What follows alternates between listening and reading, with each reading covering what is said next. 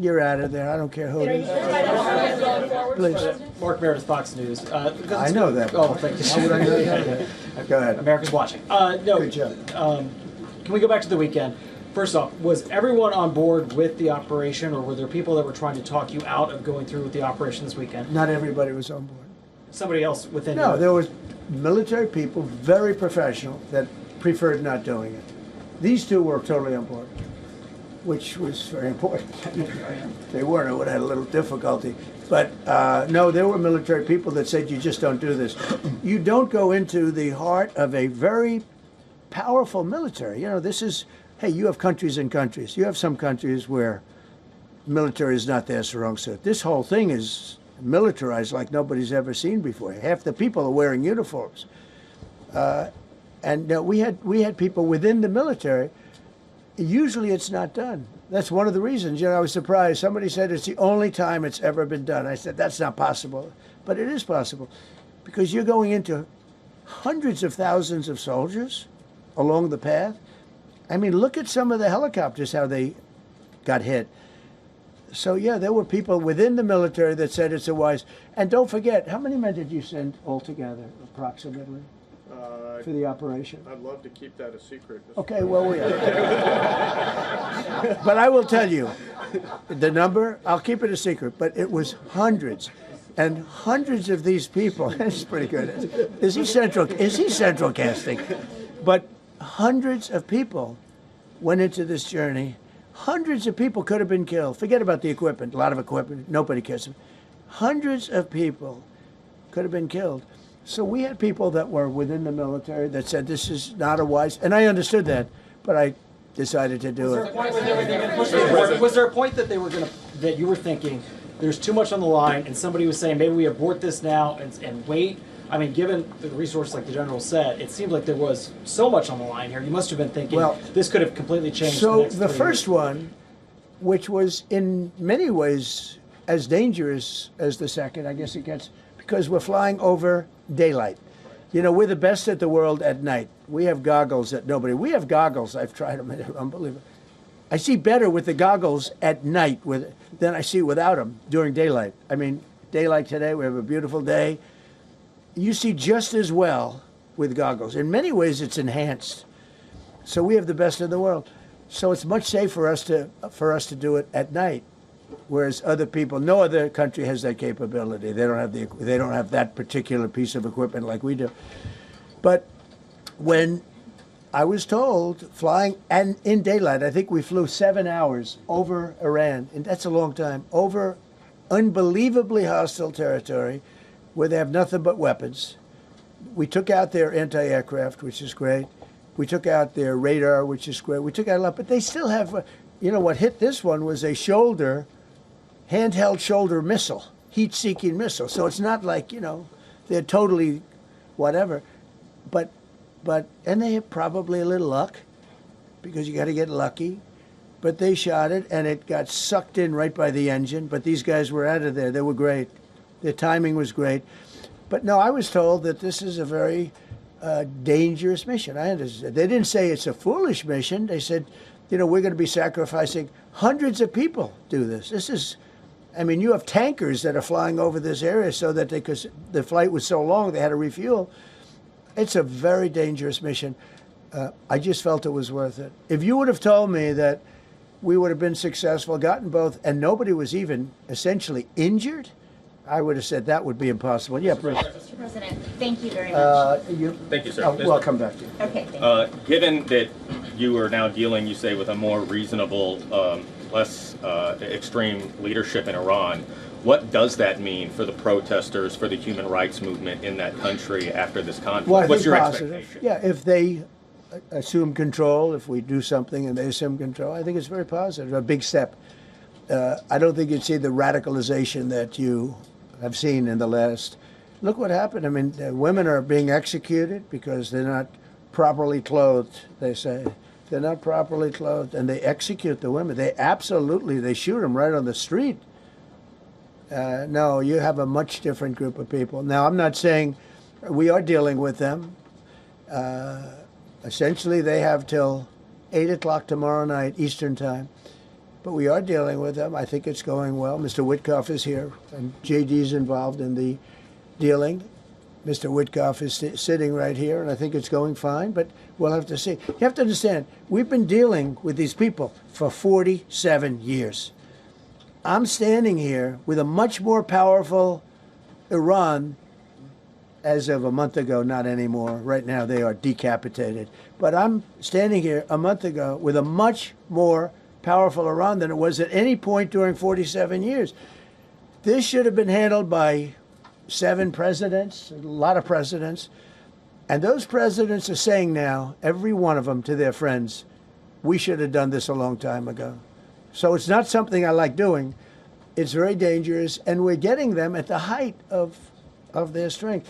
If I didn't terminate the Barack Hussein Obama Iran nuclear deal, they would have had a, don't forget, that was a path to a nuclear weapon. Remember this.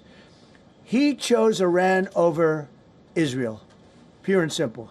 How Israel can vote for a Democrat is, if you're Jewish in New York City or any place else in this country, and how you can vote for a Democrat is unbelievable, because he chose Iran, a very hostile Iran. Remember when he filled up a 757 with cash, billions of dollars of cash, and he sent it over to them. Then they gave them tens of billions of dollars. He chose Iran over Israel, and really the Arab world, if you look, because, you know, the other, Saudi Arabia, Qatar, UAE, I mean, you take a look. I mean, I can add Kuwait, and I can add Bahrain, and you can add others. He chose such an unlikely candidate. Nobody could believe it. Frankly, if you're going to choose between Iraq and Iran, he should have befriended Iraq. He went in the exact opposite direction of all thinking, and he made a terrible mistake. But that was a road to a nuclear weapon. And when I terminated that, everyone said, oh, he terminated it. It was one of the best things we ever did, because he had a road to a nuclear weapon. And it was a very short-term deal. You know, countries don't do 10-year deals. Countries do hundreds of years. You don't do a 10-year deal. For a country, you need, this isn't, you're a landlord and you're renting a store on a certain street, and you give somebody a 5-year or a 10-year lease. This is a country. It was a short-term deal. It was ready to expire. I terminated it before it expired. Took a lot of heat, and it was one of the best things I ever did, because he would have had a nuclear weapon. Then he would have had another nuclear weapon, had those beautiful B-2 bombers not gone in 8 months ago and obliterated that site. And by the way, the word is obliteration. CNN said, well, maybe it wasn't complete. It was so complete that they still haven't been able to get it. It was obliteration. But if we didn't hit them, that was a courageous decision, too, because we had all those planes flying in at night with very little cover, unbelievable stealth planes, and they were able to do their job. If we didn't do that, Iran would have had a nuclear weapon at a high level, either one of those two instances. And if they did, in my opinion, I told this to Bibi Netanyahu yesterday, Israel would have been extinguished. Large portions of the Middle East would have been extinguished, whether it's Saudi Arabia, Qatar, UAE, or others. And you saw that with thousands of missiles raining down upon them. They didn't think they were going to be hit. They thought they'd be watching us fight. And all of a sudden, UAE got hit by 1,500 missiles. He would have taken them out also. And they were powerful. If I didn't come along and terminate the Obama deal, which was terrible, the Iran nuclear deal was a road to a nuclear weapon, a big one, unlimited, legally. I terminated it without even much thought. It was so easy. I terminated that, and then the B-2 bombers. And I did one other thing. I had killed Qasem Soleimani, who was an evil genius. And the reason I did it, I heard he was going to knock out 5 of our military bases. And had he lived, I believe we would be fighting perhaps a different Iran right now, because he's never been replaced, you know. And I did one other, but this one was not picked up. Osama bin Laden. If you read my book, I said you got to take him out 1 year before the World Trade Center came down. So I wish you'd read the book. But But you, as a president, to be a good president, I believe you have to have good instincts. And a lot of this is instinct. Yeah, please. Thank you so much for taking my question today, Mr. President. Yeah, go ahead, President, please. last week you suggested that Europe should take the lead on reopening the Strait of Hormuz. Has circumstances changed now that you're issuing a direct 48-hour ultimatum? And secondly, would a new ceasefire include Israel, or would it just be between Iran I can't and talk the about US? ceasefire, but I can tell you that we have a active, willing participant on the other side. They would like to be able to make a deal. I can't say any more than that, but they'd like to do it. You've listed the goals. Excuse me. Please, go ahead. You've listed Thank the you, Mr. goals. President. Who you with? Who you with? My name is Dia Kurda. I'm with the largest Kurdish media outlet, Ruda Media Network. It's based in Iran. Go ahead. Mr. President, you said before that you don't want the Kurdish forces to enter Iran and deharm it. Do you still want them to stay away? Or what role do you expect them to play now? I'd rather have them stay away. And then, I'd rather have them stay away because I think they bring with them some problems and some difficulties. And I don't think they bring death, I mean, you know, to themselves. But I'd rather have them stay away. Go ahead. Thank you, Mr. President, for the question.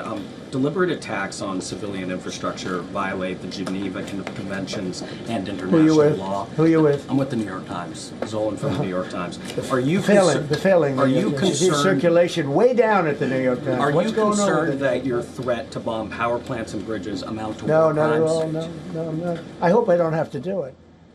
But again, I just said 47 years they've been negotiating with these people. They're great negotiators, and because they're not going to have a nuclear weapon. And if somebody that takes my place someday is weak and ineffective, which possibly that will happen because we had numerous presidents that were weak, ineffective, and afraid of Iran, we're never going to let Iran have a nuclear weapon.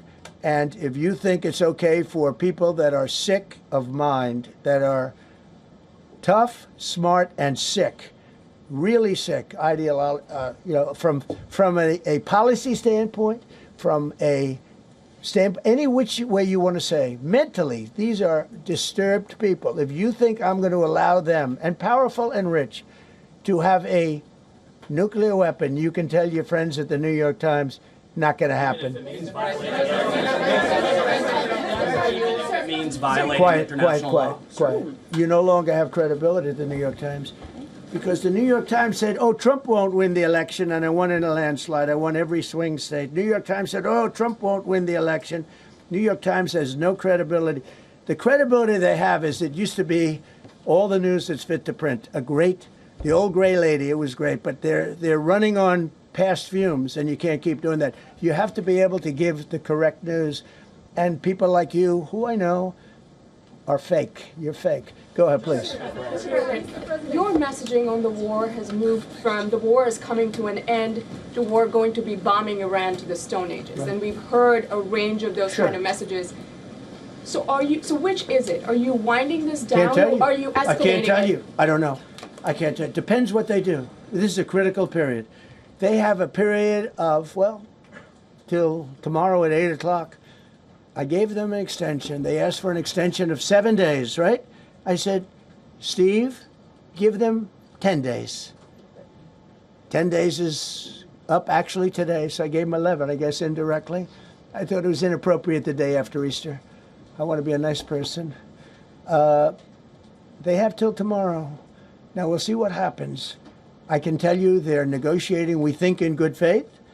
We're going to find out. We're getting the help of some incredible countries that want this to be ended because it affects them also. A lot of people are affected by this, but we're giving them till tomorrow, 8 o'clock Eastern time, and after that, they're going to have no bridges. They're going to have no power plants.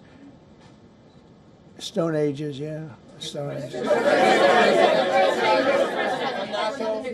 CNN fake news. Are you willing to make a deal that does not include reopening the Strait of Hormuz, or is that now a top priority? I would say it's a very big priority because, see, that's one thing that's a little different than other things. We can bomb the hell out of them. We can knock them out for a loop.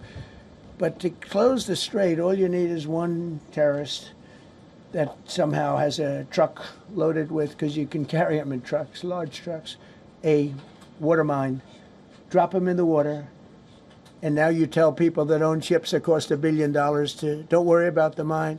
You can do that even just by saying we put mines in the water. So it's not like the rest. We can knock out their military. We already have. We've knocked out their Navy. We've knocked out their Air Force completely. We've knocked out 158 ships in 3 days. We've knocked out even their mine droppers. They don't have any mine droppers anymore, but they put them on other boats, and they could drop them. I'm not even sure they have any mines there, by the way. I'm not sure. I'm personally, they say there might be 8. I don't know. I think there might be none, because they're very good bullshit artists. That's why for 47 years they've been bullshitting other presidents, and they haven't done the job. And people are living in hell. You live in that country, they're living in hell. No, I think that 47 years of this stuff is long enough.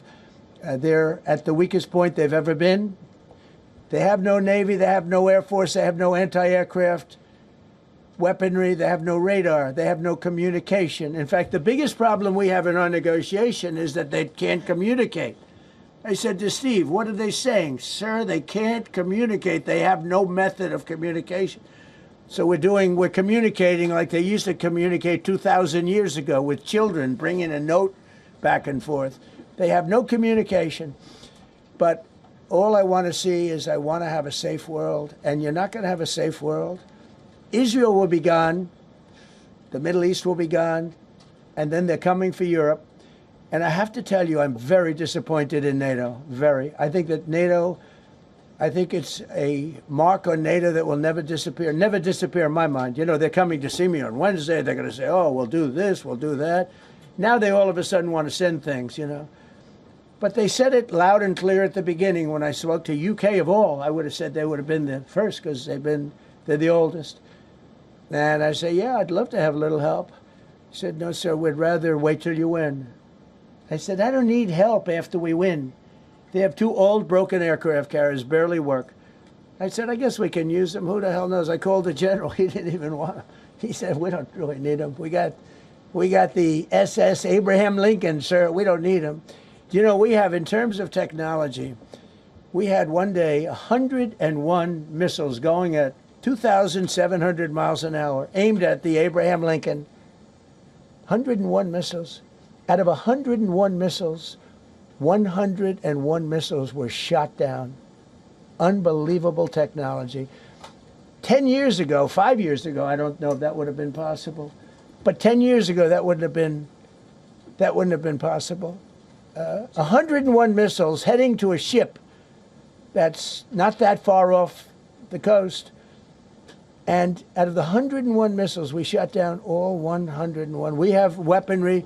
The Patriots are unbelievable. We have weaponry that's unbelievable, yeah. Just to clarify. Go ahead, please. Yes. Thank you, Mr. President. You said earlier today during the egg roll that you would like to take Iran's oil, but Americans want U.S. forces home. Correct. What's that trade-off? If I had my Does choice, it take if I had my much time? choice, yeah, because I'm a businessman first. With Venezuela, as you know, the war was over in about 45 minutes. And we have great people running Venezuela, very good people. I mean, the relationship is good. And we are a partner with Venezuela. And we've taken hundreds of millions of barrels, hundreds of millions. Over 100 million barrels already is in Houston, refined and out. And paid for that war many, many times over, many times over. You know, the old days, to the victim. Okay, you know that. To the winner belong the spoils. Go the spoils. And I've said, why don't we use it? To the victor, go the spoils. And we don't have that. We haven't had that in this country probably in 100 years, because even the Second World War, you look at the Second World War, we didn't have it with the Second World War. We helped rebuild all those countries. We rebuilt Germany. How about Germany telling us that, well, it's not their war. We had nothing to do with it. They wanted me to go and tell them everything I was doing. We didn't know anything about it. Well, if I would have told them, they would have leaked it. and we wouldn't have been nearly as successful, possibly, right? But to the victor belong the spoils. So we haven't heard that in, I think, maybe hundreds of years. Now with Venezuela, and we, just so you understand, the people of Venezuela, they say if I ran for president of Venezuela, I'm polling higher than anybody has ever polled in Venezuela. So after I'm finished with this, I can go to Venezuela. I will quickly learn Spanish. It won't take too long. I'm good at language. And I will go to Venezuela. I'm going to run for president. But we're very happy with the president-elect that we have right now, the people that are running it. If you remember Bush with Iraq, they fired the generals, they fired the police, they fired the people that worked in their equivalent of the White House. They fired everybody. And you know what they had? They had a mess. And you know what happened? ISIS formed. Those generals and those soldiers got together. The police got together. They all got together. They formed ISIS. Not going to happen with us. So Venezuela has been an incredible, it's been an incredible situation. We went in. We were very successful. Military power like nobody's ever seen. The general, Venezuelan general said, I was on that site. I said, I've never seen ferocity like that. I've been doing this for 40 years. He said, I've never seen it. They hit us from 17 different, they were all set. They saw that big, beautiful aircraft carrier, the Ford in that case, and planes were pouring off it at 1 o'clock in the morning. So typically when you see that late at night, you know, you could be in trouble, right? And we were all ready. They had their equipment. It was Russian. And they had Chinese equipment. It was all set. They were going to give us a fight. He said, and then they came, and they came at speeds like we've never seen. And they came at 17 different angles. The general and his people, that was a lot of angles. They hit him from every angle. He said, we knew it was over in 3 minutes. We were waiting for them. Their equipment didn't work. And there's a reason it didn't work. Someday we'll explain that to people. They pressed the button, nothing happened. They pressed it again and again, nothing happened. And he said, we knew this whole thing was over in 3 minutes. We've never seen any, he used the word ferocity. The ferocity of these planes from 17 different angles, and it was over. They went inside. And remember, that was on a military base with thousands of soldiers. And those soldiers looked and they said, get the hell out of here. Thousands. We didn't have thousands. We had like 200 people. So we have a great military, and I'll tell you what, somehow this rescue captured the world's attention, more so than normally. You're talking about 2 people, but this rescue captured the world's attention. But we did it in Venezuela. That was amazing, and now we have a very bad man in prison and going to trial. I mean, he released, aside from the drugs, which he was terrible, Maduro released hundreds of thousands of people from jails into our country. Drug dealers, murderers, the worst people in the world were released into our country because we had a stupid president who probably didn't know. And we had a border czar who never went to the border and never once called our great border patrol agents, right? Not once, Kamala. She never called the border patrol. She never said, how are we doing? I used to call the border patrol guys every day. You can ask them, Paul, ask any one of them. Brandon, ask him all the time, how are we doing? How are we doing? And we now, I'm proud to say, have a totally sealed border. 9 months, nobody is coming through our border. And nobody even tries because they know they're not going to get through. So we don't have caravans anymore. So maybe 1 or 2 more and we'll be done. Mr. President, are you allowed to, or are you willing to end this conflict with Iran charging tolls for passage through the strait? Us charging tolls? Iran. What about us charging tolls? Is that something you're considering? I'd rather do that than let them have them, right? Why shouldn't we? We're the winner. We won, okay? They are militarily defeated. The only thing they have is the psychology of, oh, we're going to drop a couple of mines in the water, all right? No, we have a concept where we'll charge tolls, okay? I thought you meant us. Your question would have been more accurate if you said us. Go ahead. Thank you very much. So just to clarify, in order for Iran to successfully meet your deadline tomorrow, do they have to make a deal, open the strait, or both? We have to have a deal that's acceptable to me. And part of that deal is going to be we want free traffic of oil and everything else. Mr. President, thank you very much. You've said glory be to God in this conflict. Do you believe that God supports the United States' actions in this I do, war? because And have you God sought is his direction? good, because God is good, and God wants to see people taken care of. God doesn't like what's happening. I don't like what's happening. Everyone says, I don't enjoy this. I don't enjoy it. These two guys don't enjoy it. You know, people say, oh boy, they're so tough. I don't like seeing people killed. I've ended 8 wars. Nobody's ever